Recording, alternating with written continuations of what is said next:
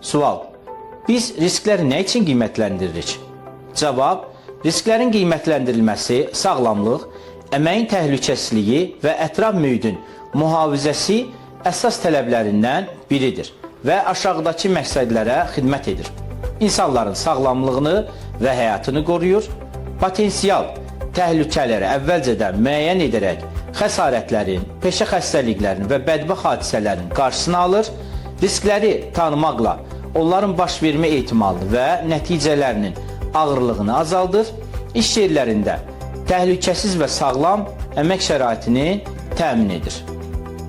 Eyni zamanda ətraf mühitin qoruyur və qanunvericiliyin tələblərinə əməl etməyə köməklik edir və qabaqlayıcı tədbirləri planlaşdırılmasını həyata keçirdir, maddi və istehsalat itkilərini azaldır.